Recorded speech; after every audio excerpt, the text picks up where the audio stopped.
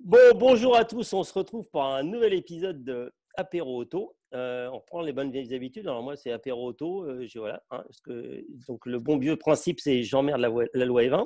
Et ça, c'est un préalable. Donc, je vais faire un petit tour. J'ai toujours ce tic-là, je dis toujours autour de table, même s'il n'y a plus de table, parce qu'on ne se voit plus, on ne se parle plus, etc. Puis tout le monde est loin. Je vais commencer par le plus vieux, enfin mon plus vieil ami. Mais voilà, c'est pas loin, je pense, d'être encore, qui me parle encore. Je pense que c'est mon plus vieil ami parce qu'on s'est connus de très loin. On habitait la même ville quand on était jeune. Bon, lui, c'était un fils de notable, c'était le fils du maire, du député, il était sénateur, maire et tout, donc ça rigolait pas. Donc on l'appelait Monseigneur. Mais bon, du coup, on est restés proches et puis on s'est retrouvés chez Carrefour à faire de la prostitution dans la grande distribution, travailler dans un hangar à bateaux. Ceux qui connaissent verront le clin d'œil. Donc, mon ami Jean-Jacques Robert, le mec qui a perdu tous ses cheveux en vendant du couscous, et donc qui maintenant, je ne sais plus le titre exact, mais il est toujours chez Kayaba, il était directeur commercial. Enfin bon, il a un poste à emmerde chez Kayaba. Non, mais il restructure, hein, il pense maintenant. C'est pour ça qu'il a perdu ses cheveux. Thomas Roux, qui est en dessous, qui est, je pense, le plus jeune de nous tous, que j'ai rencontré, on a recherché comment. C'est une amitié d'Internet. Il a les mêmes névroses. Enfin, avoir toutes les mêmes névroses que moi, c'est compliqué, parce que j'en ai beaucoup, mais il en a certaines, c'est-à-dire qu'il aime bien les caisses à la con, et en particulier les japonaises. Il a fait des exploits d'achat ou de tentatives. Est-ce qu'il est plus prudent que moi? Il pèse beaucoup plus. Il dépense aussi plus. D'achat en Angleterre. C'est pas faux.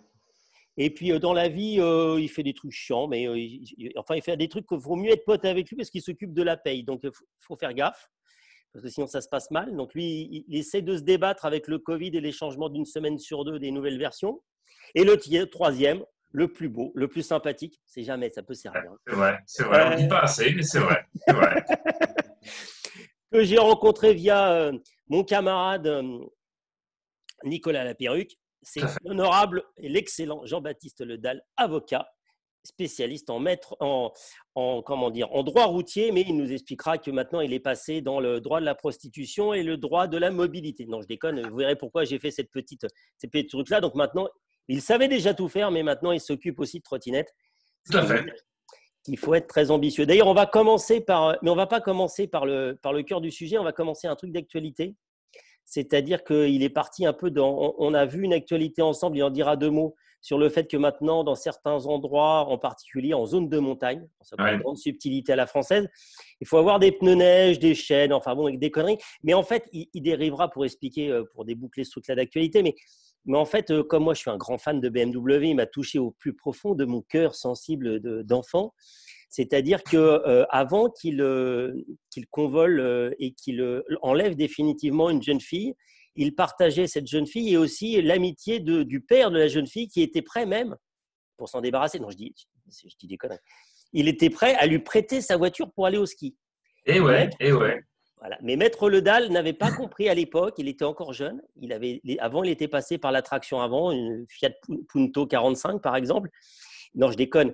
Et donc, il avait pas compris. Fiat Uno 45. Fiat Uno 45. Donc, c'est meilleur. Mais c'est vrai que j'ai mon beau-père qui avait une BMW. C'est un de mes regrets. On a toujours des regrets automobiles, des trucs qu'on n'a pas pu garder ou des trucs qu'on a vendus et qu'on regrette après. Ça, c'est un de mes rares regrets. C'est la BM de mon beau-père. C'était une 530i, une E34. Alors, la E34, c'était celle des années 80. Et qui s'est fini en début 90. C'était une des dernières années qu'il l'avait. C'était une 94. Donc 94, c'est celles qui ont les grosses narines devant. Et puis surtout, la 530i, elle avait un V8. Elle avait un V8. C'était le V8 des générations d'après. Donc il y avait 530i, 540i qui remplaçaient la 535.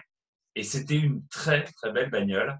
Et on s'est beaucoup amusé avec. Alors, je la regrette parce que c'était la version rêvée, c'est-à-dire noir, onyx, les jantes BBS, le cuir noir, enfin tout ce qui va bien. Et c'est vrai qu'on discute. Ton beau-père était gitan alors? Non, il n'était pas gitan, il était avocat. T'es avocat, mais je te rappelle, on parle des années 80 et des années 90. Donc, dans les années 80, les Gitans n'avaient pas encore les BMW série 5, ils les ont eu après. Ils avaient des Alors, ils E12. avaient celle, tu vois, des années. Ils avaient celle de Mesrine. Ils avaient celle de Mesrine, mais ils n'avaient pas celle d'après. Et donc, non, j'ai pas mal circulé avec celle-là. Et notamment, je l'ai embarqué, celle-là, je l'ai embarqué à la montagne. J'ai embarqué à la montagne. J'ai embarqué ici, là. Je suis en Franche-Comté, là. C'est pas mon bureau d'habitude. Et on est parti, je me rappelle, avec ma femme. Alors, on avait pas mal, j'empruntais souvent ça, la BMW. Mais on est parti une fois, c'était en plein hiver pour venir ici. Mais j'ai jamais autant galéré de ma vie avec la BM. Elle était avec des pneus sport, les Pirelli, là, les P0, je sais pas trop quoi. En gros, tu n'as rien dessus.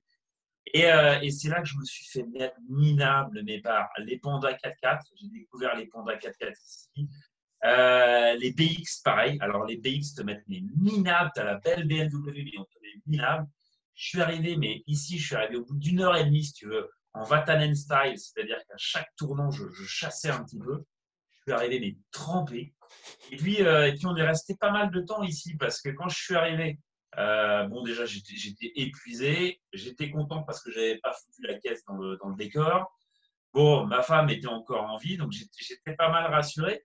Et puis, je pose à l'époque, on n'avait pas encore la baraque, je pose les valises. C'était un petit gîte et je leur dis, oh là là, j'ai un petit peu galéré, etc. Comment je vais repartir demain? Et les mecs me disent, mais ne vous inquiétez pas, il va y avoir le chasse-neige. Alors, j'ai attendu le chasse-neige, mais ils m'ont dit, il ne va pas passer aujourd'hui. J'ai attendu le chasse-neige 3 jours.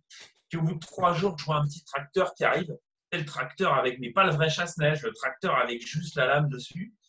Et puis en gros, le tracteur, il n'a rien foutu, c'est-à-dire qu'il a juste foutu un mur, mais un mur de neige devant la bagnole. Et puis, je suis resté comme un coup.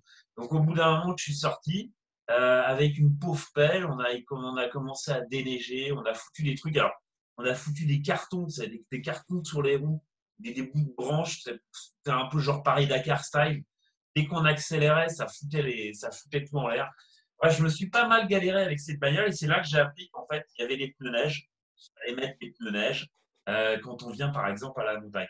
Et on en parlait avec François parce on a vu ce texte. Alors, tous les ans, on nous dit, tiens, est-ce que c'est déjà obligatoire, les pneus neige, les chaînes, etc. Et en fait, ça fait déjà maintenant 4 ans. Puis on a le législateur français qui a voté une loi qui s'appelle Montagne 2, parce qu'il y avait une loi Montagne 1, et qui dit oui, il y a besoin de ça. Alors, il nous manquait le texte d'application. On l'a cette année. Et avec François, on se disait, c'est un peu pour le coup, la montagne qui accouche d'une souris, parce que en fait, il suffit d'avoir des chaînes dans sa caisse. En gros, c'est ça. Chaînes ou chaussettes. D'ailleurs, on a chaussettes, les petites chaussettes. Donc, en fait, ça ne va pas résoudre grand-chose parce que, par exemple, là, je suis venu avec ma bagnole. J'ai bien évidemment les pneus été, mais ça, c'est parce que voilà, je ne suis pas un vrai mec de la montagne. Et ici, ils ont déjà tous, tous, ils sont en train de foutre les pneus neige. Donc, c'est un petit peu ce qui permet de circuler l'hiver. Mais en fait, avoir les chaînes, bon, c'est un petit peu. Donc, c'est la petite innovation. Mais on l'attendait depuis des années, ce texte. C'est clair que ça change strictement rien. Enfin, moi, comme Ça change d'habitude. rien, ça change pas grand-chose. Parce que Ça va peut-être inciter un petit peu.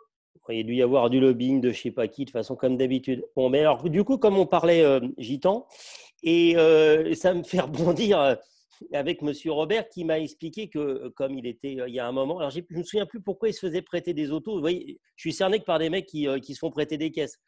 Et des belles autos, hein, parce que ton corps défendant, quand même, elle est noire, cuir noir, quand même, avocat, enfin, on voit le genre. Quand même. Bon, je te taquine. Mais donc, Jean-Jacques, tu sais quoi, tu avais une belle. À un moment, on t'a prêté une belle safrane. Elle est courte, mais je trouve qu'elle est sympa. J'ai vécu un moment de tristesse, en fait, puisque je n'avais pas de voiture, j'étais dans le sud, et j'ai un copain garagiste qui me dit, écoute, je peux te dépanner d'une voiture, tu viens la chercher, tu viens, je te prête une voiture, pas de souci. Bon, il avait une Mégane standard, il avait quelques bagnoles, donc je me suis dit, bon, je ne devrais pas trop frôler la catastrophe. De toute façon, le pire n'étant jamais sûr, ça devrait pas trop mal se passer, et je ne vais pas bien loin. Et en fait, j'arrive au garage, et là, il me dit, écoute, j'ai récupéré une voiture, c'est une première main, c'était un papy, tu vas voir, elle marche bien, elle n'est pas toute nickel. Bon. Bon, ok, là, donc, je commence, c'est des gars du Sud, hein, donc il faut y mettre la distance nécessaire. Et là, j'arrive et je vois une magnifique safrane Ericsson, hein, des années 2000, le vernis cuit par le soleil, hein, une belle bleue, mais avec des auréoles, en fait, hein. Même les plastiques latéraux en fait, extérieurs étaient cuits. C'était deux couleurs, ils étaient gris et noir. Donc, c'était un patchwork plutôt pas mal. Par contre, l'intérieur, pas trop mal. Bon, tout dans son jus. Tu t'enfonçais dans le siège. Bon, je me débonne pas, j'ai besoin d'une voiture. Allez, je me lance. J'y vais. Et puis, bon, je me dis, bon, à la limite, je m'en fous, hein, l'habit ne faisant pas le moine, je m'en fous, ça ne va pas nuire à mon image. Jusque-là, tout allait bien. Et en fait, j'arrive dans Marseille, je m'arrête à un feu rouge et là, il y a un, un Rome, hein, pour ne pas le citer, parce que j'ai le droit de le dire, je suis né dans les années 70, alors il y a des mots que j'ai le droit d'employer. Alors, il y avait un Rome au feu rouge, là, qui attendait, et je suis la quatrième voiture sur ce feu rouge, et je vois le Rome. Alors, en Rome, dans le sud, ça insiste, hein, donc la première voiture, il cogne au carreau, s'il vous plaît, donnez argent. Bon. Je le regarde, moi j'étais au feu, détendu, hein, deuxième bagnole, pareil, troisième bagnole, il insiste. Et là, au moment où il tourne la tête, il me voit, il détourne le regard et il me snob complet en passant à la voiture de derrière. Et je me suis dit quand même, il y a une grande leçon, parce que les mecs, ils n'ont pas une thune, mais ils savent détecter une voiture pourrie, détecter un mec qui ne doit pas avoir d'argent. Il y a une grande leçon de marketing là derrière, parce que le gars, il te profile au feu rouge. On les prend pour des gars qui ne sont pas malins, mais ils sont malins. Donc, Et moi, moralité, je me dis quand même, le gars, il manque pas de toupet. C'est-à-dire, il m'a snobé, il m'a même pas regardé. Il a regardé comme ça et il est passé. Et je me dis, sans déconner, elle doit vraiment être monstrueuse, cette caisse. Et effectivement, bah, écoute, hein, le feu est passé et le rhum est passé. Voilà. et surtout, par contre, ce que tu n'as pas ébauché comme idée, c'est qu'il n'est pas identifié que tu étais un gros enculé, que tu donnerais rien. C'est vrai, et j'ai même pas pu lui dire non. Tu vois, c'est ça qui est le plus C'est ça, en frustrant. fait, qui t'a déçu. Voilà, c'est Le coup de ça. Tu balai vas pouvoir d'essuie-glace. l'envoyer chier, quoi, c'est ça. D'accord. Non, Tu mais sais, le coup de balai il a d'essuie-glace. eu pitié. Il a eu pitié. Voilà, c'est tout. C'est ce Voilà. que je me suis dit. C'est ce que je me suis dit. Comme quoi, ils sont malins quand même. Tu vois, ils savent à qui s'adresser. Et tu vois, la BMW noire, intérieur noir, eh ben, il sait que c'est un bon parti. Bon, comme on parle de bons clients et de mecs qui détectent les beaux états de véhicule et ou le mec qui est un vrai professionnel de l'automobile, moi, je pense que Thomas, il faut que tu nous parles de tes expériences d'achat de Subaru parce que tu en as fait des pelletés et tu as deux, trois moments de solitude où le mec est d'une honnêteté. Il aurait pu être, oh non, je ne vais pas dire ça, il aurait pu être homme et d'une honnêteté parfaite. Et puis, il dit tout va très bien. Et puis, quand tu commences à regarder le détail, ça pue un peu, quoi. Oui, alors oui, effectivement, j'ai plusieurs exemples. Enfin, j'en ai vu tellement des Subaru. Le problème, c'est qu'à chaque fois que je change de voiture plaisir, il y a forcément une caisse qui revient, c'est l'Impreza Turbo. Alors, ça peut être la GT Turbo, ça peut être la WRX, ça peut être la WRX STI, mais à chaque fois que je veux changer de voiture plaisir, l'Impreza revient forcément dans la shortlist. Donc, j'ai trois exemples précis. La première, ça va te parler, François, puisque c'était une anglaise. C'était une Impreza P1, donc une 3 portes. Alors, j'ai pas été plus loin que l'échange de mails et puis les conversations téléphoniques et les échanges de photos, où le mec m'a assuré qu'elle était nickel de chez nickel. Alors moi, mon inquiétude sur ces voitures-là, c'est les Impreza, ça roule forcément de l'arrière-train, si j'ose dire, et du châssis. Donc j'avais demandé les photos les plus précises possibles du châssis, etc. Le contact était bien passé avec le gars. Il m'avait envoyé toutes les factures. Il t'avait envoyé des trucs, il t'a envoyé un peu de lubrifiant, un peu de vasine, des trucs comme ça pour qu'il y ait des premiers échanges sympathiques, quoi. Alors voilà, on n'a pas été jusqu'à ce degré d'intimité, mais bon, on n'en était pas loin, quoi.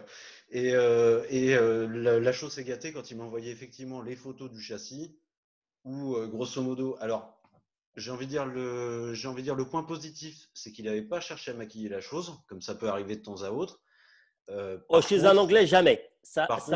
Là, je m'inscris en faux. Un Anglais malhonnête qui maquillerait une voiture pour te la ça vendre. n'existe pas. C'est pas possible. Ça n'est pas possible. Et donc voilà, j'ai reçu les photos du châssis et j'ai bien senti que si je me déplaçais jusque là-bas, grosso modo, je plantais le tournevis dedans, à n'importe quel endroit du châssis, il passait à travers. Donc j'ai laissé tomber. C'est dommage parce que l'auto était bien placé en prix.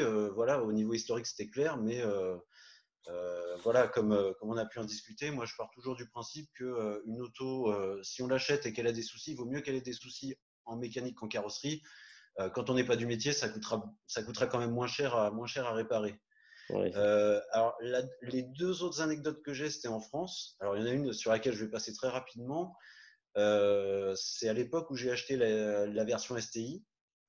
Alors, moi, j'ai une passion pour ce qu'on appelle les blow-by, c'est-à-dire celles avec les gros feux avant. Les gendarmes. Voilà, Ouais, voilà. les Ouais, gendarmes. Moi, j'appelle non, les gendarmes. celle juste avant, en fait. Les blow-by, c'est celles qui avaient les gros yeux. Après, tu as eu les bulk eyes, qui étaient effectivement avec des arrondis et puis des carénages au-dessus. Et puis après, il y a eu les hawk eyes, avec la génération avec le 2,5 litres, où effectivement les feux étaient plus effilés. Et en fait, donc j'ai été voir une STI blow-by. L'annonce était claire. Encore une fois, l'historique était très clair. Par contre, le propriétaire m'a dit, je suis extrêmement respectueux de la mécanique, etc. Le châssis est nickel. Enfin bon, comme d'habitude, on va dire. Temps de chauffe toujours Voilà. respecté. Ça, C'est c'est ça, l'annonce voilà. obligatoire pour une belle petite annonce. Pour un Exactement. bel Ça entubage. fait toujours bien. 3 cartes grises à faire, mais temps de Voilà. chauffe toujours respecté. Voilà. Voilà. Pas une faute d'orthographe dans l'annonce. Enfin, si, une dizaine. Et Enfin, bon. j'ai fait centrale et c'est pour ça que c'est. Mais Exactement. la voiture Et n'a pas donc, tourné depuis 3 ans et j'étais au placard. il y a juste une batterie à faire, c'est bon. Elle redémarre au quart de tour. Et en fait, celle-là, j'ai laissé passer d'une part parce que le mec est arrivé au lieu de rendez-vous pleine balle. C'est-à-dire qu'on n'était pas très loin de l'autoroute. Je l'entendais arriver, il était déjà à 5 km. J'exagère à peine. Il arrive pleine balle sur le parking et il coupe direct.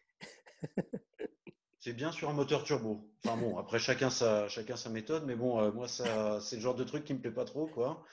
Et bon, sinon extérieurement la voiture était propre. Par contre, je suis passé en dessous.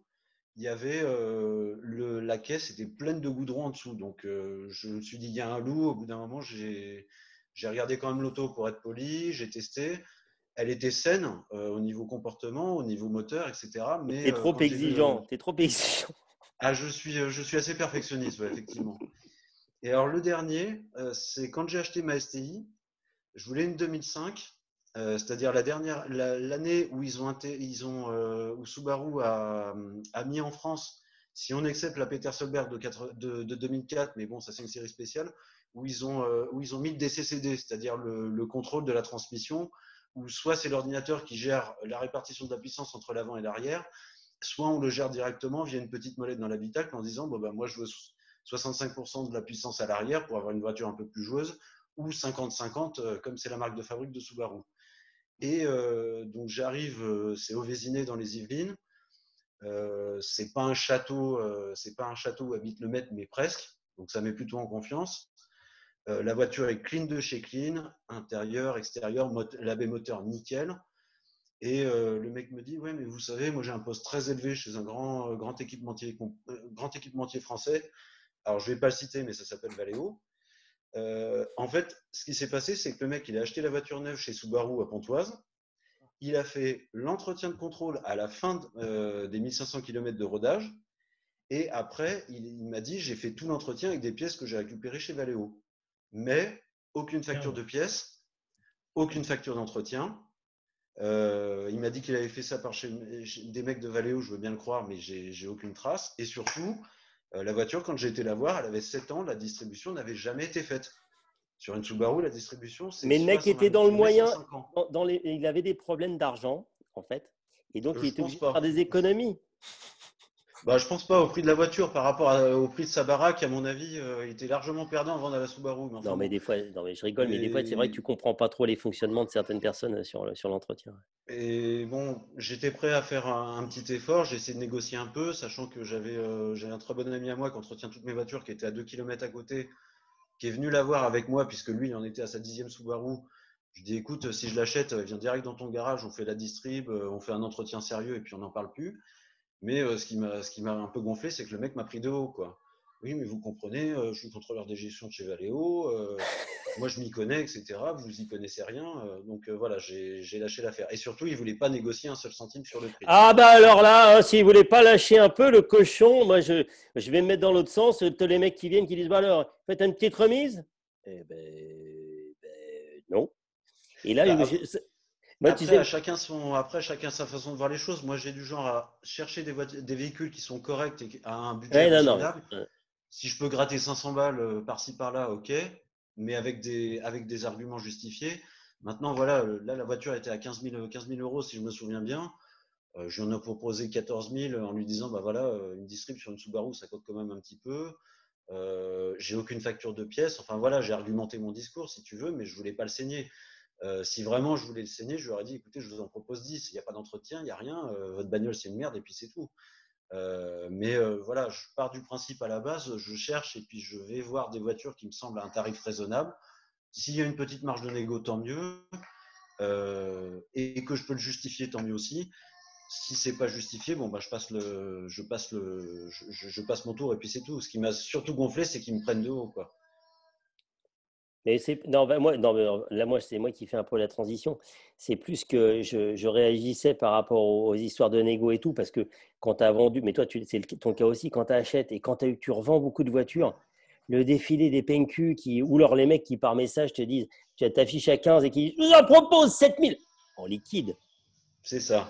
Et là, j'ai toujours cette belle question qui me tarde de poser directement aux gens en leur disant, et si c'est pas en liquide, c'est comment ? C'est en chèque en bois, c'est en épis de maïs. Vous payez comment si c'est pas en... Qu'est-ce que j'en ai à taper que tu me payes en liquide avec des faux billets? Peut-être à la limite, ça me rend service. Mais enfin bon, je veux dire, le truc qui me laisse bon. Et c'est pas le sujet, mais des fois, ça perturbe un peu de voir le fonctionnement de certaines personnes. Et aussi, ça rejoint un peu ce que tu dis, c'est-à-dire pour autant, et je pense que c'est ce que tu as fait quand tu as acheté ta RX-7, c'est que RX-8, pardon, c'est que il y a aussi des gens de temps en temps civilisés, c'est-à-dire que quand tu es au bon prix, ils voient la voiture à correspond truc et ils ne sont pas encore grattés encore 300 balles et machin. Enfin, il y a quand même encore 2-3 personnes civilisées par rapport à ça. Mais par contre, moi, ça me fait penser aux achats de produits, de véhicules qui sont des affaires. Jean-Baptiste, toi, tu as un réseau de copains et copines qui ont des véhicules qui font peu de kilomètres, qui font que des petits trajets dans le bois de Boulogne.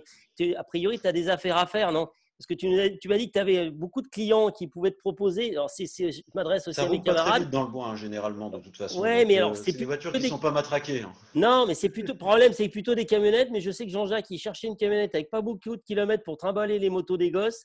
Et a priori, tu as des coups à faire, Jean-Baptiste, c'est ça, non ? Ouais.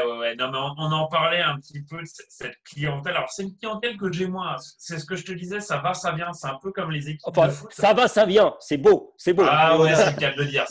Mais c'est un peu comme ça, les équipes de foot. Tu as un mec qui te recommande parce que, alors, les footballeurs, pour ça, c'est vraiment un bon filon parce que les mecs, ils ont quand même pas mal de fric.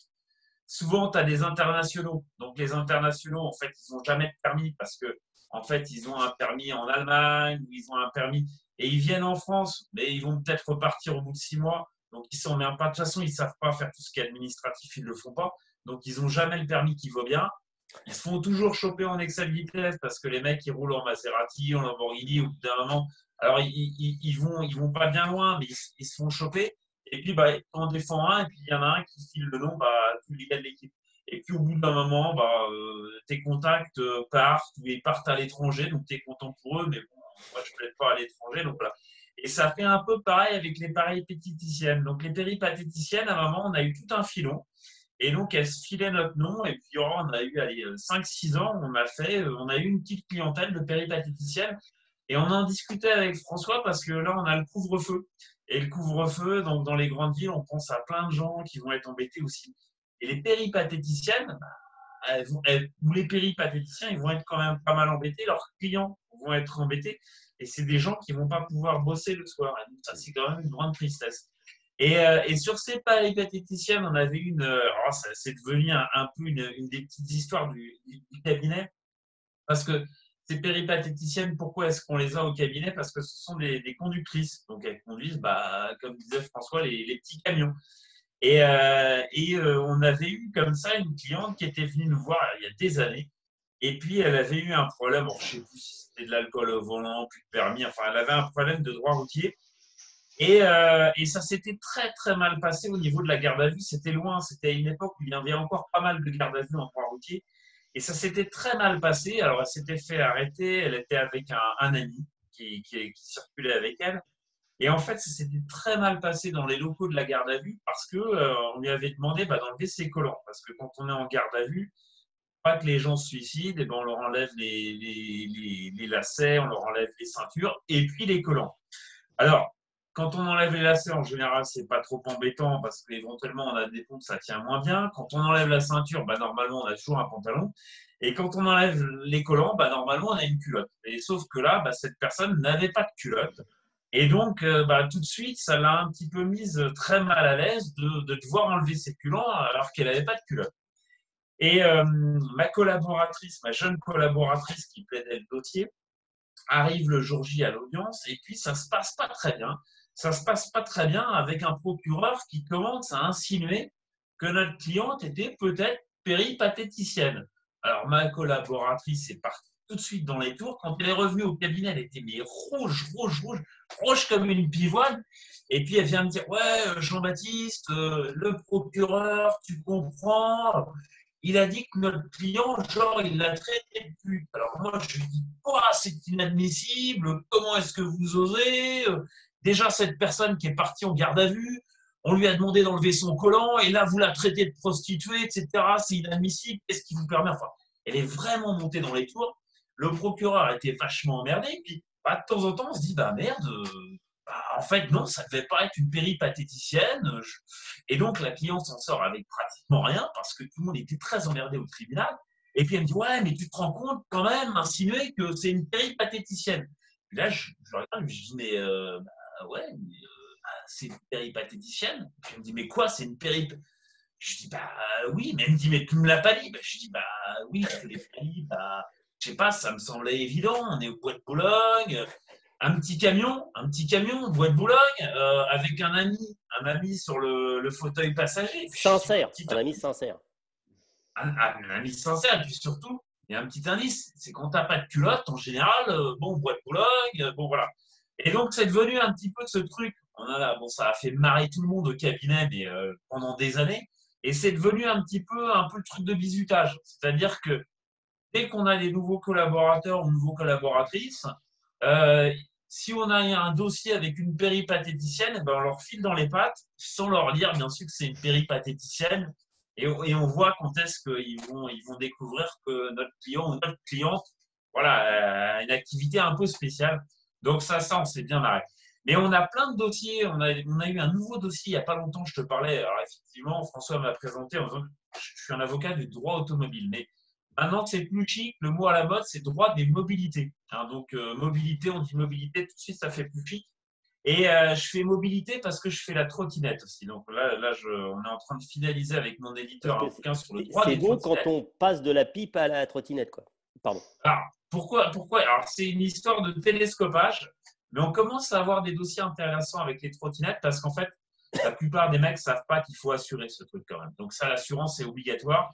Et c'est con, mais dès qu'on circule, il suffit qu'il y ait un accident, tout de suite, on est sur des intérêts, des dommages et intérêts qui sont quand même assez importants. Et là, on a un mec qui est parti, c'était après le confinement, donc genre juin, juillet. Et il se dit, tiens, je délaisse la voiture, je suis un mec de l'écologie, je pars en trottinette. Donc, je pars en trottinette au travail, il part en trottinette. Et il traverse le Bois de Boulogne. Quand même, c'est-à-dire que tu vois, ça me fait penser à une blague des nuls, tu sais, quand il passe par le bois, il passe par le parc et justement, il chope une gonzesse. Et donc voilà, c'est le mec, tu vois, il travaille, il est sérieux, il a un sac à dos, un casque écolo, mais il passe quand même par le bois, au cas où. Ouais, non, mais attends, mais en vrai, à Paris, c'est très bien. Mais la dernière fois que je suis venu te voir, déjà, alors certes, c'est sur un bateau, mais c'est quand même à Boulogne. C'est pas dans Boulogne, mais bon. C'est pas le bois. C'est pas le bois. On a des drogués, mais on n'a pas de péripatéticienne. Ouais, on va voir. Je demande à voir. Enfin, je demande pas à voir, mais Tommy, sur les quais, Et bon, bref, là, il passe par le Bois de Boulogne. Et puis, le Bois de Boulogne, tu as toujours, justement, tu as des gens qui circulent pas très, très vite pour éventuellement voir s'ils croisent pas une amie ou quelqu'un qui connaîtrait. Et alors, il y a une grande règle au Bois de Boulogne. il y a une grande règle que connaissent tous les confrères qui font du droit routier, c'est que au Bois de Boulogne, en fait, tu es à Paris. Tu es à Paris et c'est les mêmes règles de circulation qui s'appliquent à Paris et au Bois de Boulogne, avec notamment un grand truc, c'est que tu ne peux pas faire demi-tour. C'est-à-dire qu'à Paris, il est interdit de faire demi-tour. Et au Bois de Boulogne, tu n'as pas le droit de faire demi-tour. Et donc là, tu as un mec qui a fait demi-tour parce qu'il est allé voir des jeunes filles, ou a priori des jeunes filles, et puis il est reparti. Et donc, il a fait un demi-tour, et c'est là que notre jeune trottinetteur arrive, et bam, se prend la voiture qui est en train de faire demi-tour. Donc, il nous appelle, il était un petit peu choqué parce qu'il s'est pris une bagnole qui lui a coupé la route, qui faisait un demi-tour. Et puis surtout, ce qui est marrant, c'est qu'en fait, il s'est fait secourir par de jeunes Brésiliens donc, qui étaient sur le bord du trottoir. Des touristes. Et donc, ils sont allés le récupérer au sol, qui lui ont balancé le nom du conducteur qui avait fait la queue de poisson, parce qu'a priori, c'était quelqu'un de connu de la part de ces jeunes Brésiliens. Et puis, ce qui est marrant, c'est que tout le monde s'est retrouvé au commissariat pour faire un peu témoignage, parce qu'ils ont tous témoigné en faveur du mec à la trottinette. Alors, soit il était très charmant, soit c'était l'autre qui était un enfoiré, on ne sait pas. Et donc, on a ce gros dos où tu as effectivement des trottinettes, des travestis brésiliens, et puis un accident de voie routier. Donc, en fait, tout peut se télescoper. Et ce qu'il faut retenir de ça, c'est il faut faire vachement gaffe quand même au Bois de Boulogne. Il ne faut pas faire demi-tour. La trottinette, c'est dangereux. Et il faut prendre une assurance. Voilà. Et donc, en plus des anecdotes, vous avez le conseiller en droit routier maintenant dans l'apéro. C'est quand même la grande classe, quand même. Ouais. Donc, c'est complet. Attends, tu as une intervention complète, anecdote, conseil, droit. Fait tout. Tu me redonneras quand même où je fais le règlement pour l'intervention. Alors, François, j'ai une petite question pour Maître Ledel, mais du coup, quand on prend une assurance pour une trottinette, elle est liée à sa propre personne parce qu'il n'y a pas de plaque d'immatriculation sur les trottinettes. Non, mais on déclare un petit peu ce qu'on a, effectivement. C'est un peu comme une responsabilité civile. C'est une question qui est intéressante parce que si on déclare une autre trottinette que celle qu'on a vraiment, c'est-à-dire que normalement, on déclare une trottinette qui est homologuée. Maintenant, oui. on a un texte, c'est un décret d'octobre dernier, donc qui fixe la puissance, la vitesse max, longueur, taille, etc. Donc, en fait, quand on assure sa trottinette chez son assureur, soit il y a des assureurs qui le font, il y a des compagnies spécifiques trottinettes, et donc on leur envoie tout simplement le modèle qu'on a acheté en disant j'ai cette trottinette, il faut me l'assurer. D'accord. Ouais, ça reste quand même entre guillemets de la bonne volonté, ou de la bonne foi de la part de l'acheteur aussi. Ouais, bon après le truc c'est que si jamais il y a une merde un jour et que vraiment on creuse un petit peu et qu'on va vers de l'expertise et on s'aperçoit qu'en fait on a déclaré cette trottinette et puis qu'on a un autre truc, la compagnie dira non, moi j'ai assuré cette trottinette et pas cet engin de guerre avec 4000 chevaux sous les deux. Mais les assurances qui se défaussent au moindre détail pour ne pas payer, ça n'existe pas. Ça, c'est comme les vendeurs de véhicules malhonnêtes en Angleterre. C'est des choses qui existent pas. Non, mais après, le job, clairement, le job d'une compagnie, c'est aussi de gagner de l'argent. Donc, au bout d'un moment, l'intérêt de la compagnie, elle est aussi de ne pas rembourser quand elle peut dire tiens, ça, on ne m'a pas déclaré ça, ou ce véhicule, c'est pas le bon, ou il y a telle ou telle chose. C'est le jeu, c'est un petit peu normal. Sachant qu'il y a aussi beaucoup de gens qui ne déclarent pas tout aussi. Je dirais que les torts sont partagés des deux côtés. Mais bon, moi, tu vois, moi qui suis quelqu'un de très honnête, tu vois, je veux dire, je le dis personnellement, mais d'ailleurs, je fais la transition vis-à-vis de M. Jean-Jacques Robert. Donc, avec Jean-Jacques, donc on se connaît depuis une éternité. Et puis, quand j'étais encore étudiant sur la fin de mes études et au début de mon travail chez Carrefour, et j'avais une TVR 350i. Alors, c'est un engin de chasse. Ceux qui connaissent savent, et ceux qui savent ne veulent pas en avoir.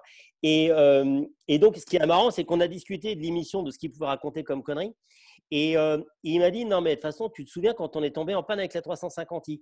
Et donc, ce qui est fascinant, c'est que je pense que c'est un acte manqué, c'est-à-dire que j'avais oublié. Pourtant, des pannes en 350i, j'en ai connu quelques-unes. Bon, j'ai quelques amis qui m'expliquent que c'est d'une fiabilité excellente. J'ai aussi eu une Cerbera où je peux vous dire que c'est aussi une boule de pu gigantesque. Ça marche, mais c'est quand même une boule de pu. Et donc, il m'a raconté cette anecdote. Mais voilà, raconte en fait, parce que moi, je ne me souviens pas. C'est l'âge. Ou t'as occulté. Oui, C'est l'alcool. effectivement, aussi. Les deux, mon Non, général. mais c'est le genre d'ami quand même dont il faut se méfier, François, parce que juste en préambule, c'est quand même un gars qui a eu la très très bonne idée, mais la grande gentillesse de me prêter sa moto quand j'ai eu mon permis moto. Mais quand tu viens d'avoir ton permis moto, bon, bah, même si tu as un peu roulé sur des circuits, des choses comme ça, sur la route, tu n'es quand même pas. Enfin, tu es attentif. Et François, à l'époque, il avait un VMAX, mais un truc des années 86, c'est-à-dire un truc qui ne freinait pas. Et il a eu la grande idée de me dire, tu as eu ton permis, allez, je te prête ma bécane, va te balader avec. Et je peux vous garantir qu'un ami comme ça, qui vous laisse faire un tour avec un VMAX, quand vous venez d'avoir votre permis, il faut s'en méfier. Et Paris, je Donc, pense en qu'il n'y a fait, pas non plus. Hein. Là, par Ah contre, ouais, en tu effet, vois. bon, j'arrête. Les gosses, venez boire le Porto, parce que je ne peux plus là. J'en ai plein de trucs que tu as oubliés. Hein. Oui, mais là, il y a des ça, enfants. Pour cette TVR, donc quand même, c'est un engin, je ne sais pas si vous la connaissez, mais bon, c'est un espèce de roadster avec un avant, on dirait la voiture de Batman un peu. Hein. On a l'impression que c'est fait en polyester. Et un donc, arrière très court. il me dit, ouais, c'est super. Donc, on monte là-dedans. J'ai l'impression d'être dans un concept de car des années 70, en fait. Hein. Boîte mécanique avec le V8, un V8 de Range Rover, ça sonnait comme ça. Avec un moteur de Rover Vitesse, 200 chevaux. Ouais. V8, 200 chevaux, 3,5 litres. Ouais, j'ai quand même de bons souvenirs. Bon, a priori, pas d'huile dehors, donc est très étonnant pour le moment. Donc, on part de Mency. Et puis, on fait pas long, on prend direction Fontenay-le-Vicomte, une déviation, on roulait, il dit, ouais, t'as vu, c'est marrant, t'as vu, il accélère, ça marche et tout. Et puis d'un coup, pof, il n'y a plus rien. Donc, vu que c'est quand même une voiture anglaise, je vous ai trouvé très british dans l'attitude, le flame, le flame anglais, on est resté zen, il a pris la petite déviation, s'est garé sur le côté, bon. Qu'est-ce qu'on fait? Eh ben, il me dit, ouvre la boîte à gants, voir. Il y a la boîte à fusible, là. Regarde, remue un peu. Non, il y a un truc, il nous faudrait un truc pour caler, là. Il me dit, il faut trouver un bout, il y a un bout de plastique. Donc, du coup, j'ouvre la porte, je trouve un morceau de plastique sur le bord de la route. C'est véridique. Il me dit, oui, rentre ça sur le relais, là, sur le côté. Essaye de le rentrer. Je rentre le truc. Non, mais je lui dis, tu rigoles. Non, non, vas-y. Je rentre ce morceau de plastique et d'un coup, il tourne la clé, la voiture se remet en route.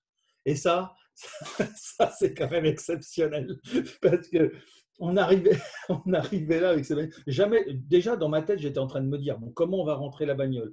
C'est loin à pied. Comment on va faire? Il va falloir la tracter et tout. Je chantais la loose arriver et on a été sauvé par un morceau de plastique. Mais surtout, j'ai reconnu en François un connaisseur des voitures anglaises parce que mine de rien, quand même, il faut oser. Et donc, on est quand même rentré tranquille. Bon, j'ai plus jamais essayé la TVR. Je crois même qu'il l'a vendue peu de temps après, enfin qu'il a réussi à la vendre. Non, elle est restée. Avec le bout de plastique toujours à l'intérieur. Oui, de toute façon, une voiture anglaise n'est fait que de choses comme ça. La TVR, il y a deux petites histoires sur la TVR à compléter. La première, c'est qu'à un moment, elle m'a fait un problème de relais. Elle est tombée en panne. Je suis rentré, je l'ai garée dans le jardin de mes parents, sur le jardin vraiment à l'arrière, et elle est tombée en panne. Elle m'a ramené et elle est tombée en panne. Donc, j'ai essayé de la dépanner pendant un certain temps. Elle était au milieu du jardin. Mes parents étaient assez conciliants, il faut le dire. Ils étaient gentils. Merci papa, merci maman. Et la deuxième chose qui était magique sur la TVR, c'est que les vitres, tout était… Quand on parle de fabrication artisanale, je crois qu'il y a des gens qui ne comprennent pas bien ce que ça veut dire, la fabrication artisanale. Donc, sa fabrication artisanale, tu t'attends à ce que ça soit un travail de magicien, d'expert, d'artisan. Souvent en Angleterre, du travail de cochon fait n'importe comment. Et donc, j'enlève le panneau de porte. Blackpool, il connaissait, oui, effectivement, oui. Donc, j'enlève le panneau de porte et c'est magique. L'artiste, celui qui avait peint ou qui avait monté le panneau de porte, il y avait un endroit où, derrière la vitre, en fait, l'eau tombait et il y avait une grille au fond de la porte. La haute technologie anglaise. Tu te demandes comment ils ont résisté en 40 face aux Allemands. Et ben, il avait dessiné un petit nuage avec des gouttes pour monter où il y avait l'eau qui devait couler. C'est pas beau, ça, c'est pas de la poésie à l'état pur. Si. C'est un gars qui s'y connaît en plus, surtout. Et attends, il y en a une autre qui me vient qui est magique. J'achète un Range Rover, un vieux, et il y a le ciel de toit qui se décolle tout le temps sur ces tas de merde. On enlève le ciel de toit et on le retourne.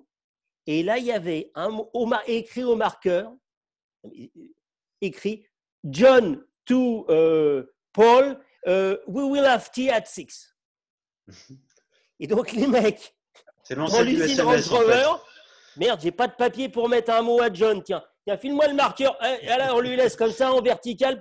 C'est le groupe de l'après-midi. Et là, tu dis, tu comprends mieux pourquoi les Range Rover des années 80, c'était d'une fiabilité énorme quand même. Tu comprends mieux. Ils ont progressé jusqu'aux années 2000. Hein. Ouais, t'as raison. J'en ai un qui est aussi. J'ai un 2004 qui est aussi un beau tas de merde, même s'il y avait les Allemands étaient arrivés, BM était arrivé, ça n'a pas suffi beaucoup, quoi. Et tiens, en parlant de tas de merde, si on parlait de Wankel. Oh, tout de suite les grands mots. Non, mais le truc improbable, tu as un truc que je connaissais pas, donc c'est pas une anecdote, mais c'est une histoire de bagnole et de moteur. Je connaissais pas, donc je trouve que le sujet est assez étonnant pour te dire qu'il y a des mecs qui ont des gros problèmes psychologiques. Oui, effectivement, puisque comme je suis en train de faire des recherches, on va dire, assez poussées sur ce fameux moteur Wankel, je me suis aperçu qu'aux États-Unis, il y en a eu une seule, hein, une Ford Mustang Fastback de 1965 qui avait été équipée d'un moteur Wankel et qui était un moteur destiné à la base aux avions. En fait, ce qui s'est passé, c'est que quand Félix Wankel a commencé à proposer son brevet pour le moteur à piston rotatif, pour son moteur à piston rotatif, parce qu'il y en a quand même eu pas mal, la première firme qui s'est intéressée au Wankel, c'est une firme américaine du New Jersey qui s'appelle Curtiss-Wright. Alors Curtiss-Wright, ils sont plutôt connus pour tout ce qui est aviation et aussi tout ce qui est application marine, entre guillemets, tout ce qui est bateau, etc. Et à un moment donné, ils ont eu l'idée d'installer un Wankel. Ils ont acheté une Ford Mustang neuve chez un concessionnaire Ford du New Jersey et ils l'ont équipé d'un Wankel. Donc c'est un moteur qui fait, alors j'ai plus les données exactes en tête, je crois qu'il fait 185 chevaux. C'est un birotor, c'est un exemplaire unique, c'est un prototype. Et d'après les recherches que j'ai fait jusqu'à présent, c'est un prototype qui a été proposé à Ford, justement, sachant qu'à l'époque, tu avais aussi, il y a GM qui avait pris, General Motors qui avait pris la licence Wankel aussi, qui a fait quelques prototypes, comme une AMC Pacer, la Chevrolet Nova, ou même la Chevrolet Aerovette, qui est peut-être un peu plus connue en matière de concept car de prototype. Et a priori, Curtiss-Wright a montré ce prototype de Mustang à Ford qui a finalement dit bah non, le rotatif, le Wankel, ça sert à rien. On fait déjà de la merde et on n'a pas besoin d'aller payer une licence pour faire des moteurs de daube en plus, quoi. On sait faire des V8 qui consomment à mort de l'essence. Pourquoi on va s'emmerder avec un Wankel qui consomme à mort de l'essence et qui en plus n'est pas fiable. Et de l'huile. En plus qui n'est pas fiable, voilà. Exactement. Donc voilà, ça fait partie des petits trucs que via mes recherches sur le moteur Wankel, je tombe petit à petit. Et on se rend compte finalement qu'il y a énormément de marques qui sont intéressées au Wankel. Il y a eu pas mal de prototypes. Lada a fait des prototypes, Skoda a fait des prototypes, Alfa Romeo a commencé à faire un prototype de moteur. Des marques connues mondialement pour leur recherche principale sur la fiabilité. Sur la R&D, la fiabilité. Mais tu te moques, mais j'ai cru voir passer en regardant Facebook à je ne sais pas trop quelle heure, il y a quelques jours, j'y repense, mais j'ai cru lire qu'il y avait quelqu'un qui était en train de bosser sur un moteur hybride avec à la fois du rotatif et de l'hybride. Pour ce que je trouve oui, ils veulent mettre un moteur fixe, en fait, une power station. C'est ce que tu as raison, Jean-Baptiste, j'ai aussi vu ça, une power station, enfin un moteur fixe pour recharger une batterie avec un Wankel, c'est ça? C'est un range extender en fait. Effectivement, c'est un prolongateur d'autonomie. C'est Mazda qui a sorti ça il y a quelques jours ou il y a quelques semaines, si je ne dis pas de bêtises. Et j'ai pas approfondi le sujet, mais je crois qu'il y a Toyota aussi qui est intéressé pour utiliser le Wankel comme range extender, effectivement, pour les voitures. Mais ce qui est bien avec le rotatif, c'est qu'il y a tellement eu de mecs qui étaient intéressés par la technologie, il n'y a que Mazda qui a sorti des caisses. Et bon, après, il faut être un psychopathe pour rouler avec un rotatif Mazda. Mais... Bon, ben messieurs, je vous remercie de votre passage, de votre venue, de votre bonne humeur. De très loin. Alors, il y en a un qui est aux Bahamas, il y en a un autre qui est en train de déneiger. Et Thomas, tu ne dois pas être très loin de chez moi. Donc c'est difficile. Alors, je suis en Ile-de-France, dans les Yvelines. Ouais, ça va. En effet, on est à côté. Bon, merci les gars. Je ne sais même plus quand est-ce qu'on est. Si on n'est plus en été, on va rentrer dans l'hiver. Ça va commencer à être dur. Mais bon, on pourra faire un petit coup de confinement. Ça sera rigolo. Bon, allez, je vous embrasse tous. Merci encore beaucoup de votre participation. Messieurs. Ciao, ciao.